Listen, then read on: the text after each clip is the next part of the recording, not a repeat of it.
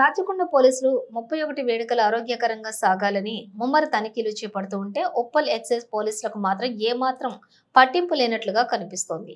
ఉప్పల్లోని Monday market road ప్రాంతంలోని Vijayadurga wines ఎదురుగా post office కార్యాలయం, పోస్టాఫీస్ కు సంబంధించిన క్వార్టర్స్, సిడిఏపి క్వార్టర్లు చుట్టూ ఇండ్లు ఉండే ప్రదేశమైన వైన్స్ షాప్ ఎదురుగా దర్జాగా పోస్టాఫీస్ ఆనుకుని ఉండే గోడపై కూర్చుని మద్యం సేవిస్తున్నారు.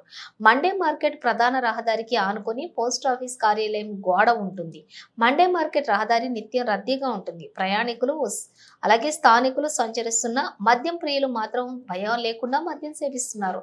రాత్రి అయిందంటే చాలు ఆ ప్రాంతం నుండి మహిళలు వెళ్లాలంటే భయం గుప్పిట్లో పెట్టుకుని వెళ్లాల్సిన పరిస్థితి.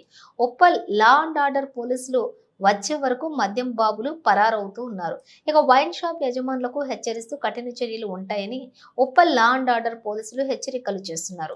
ఉప్పల్ లా అండ్ ఆర్డర్ పోలీసులు ఎప్పటికప్పుడు ముమ్మర తనిఖీలు చేస్తూ అసాంఘిక కార్యకలాపాలు జరగకుండా నిరోధించే చర్యలు చేపడుతున్న ఉప్పల్ ఎక్సైజ్ పోలీసులు పట్టింపు లేకుండా ఉండటం పలు విమర్శలకు దారితీస్తోంది.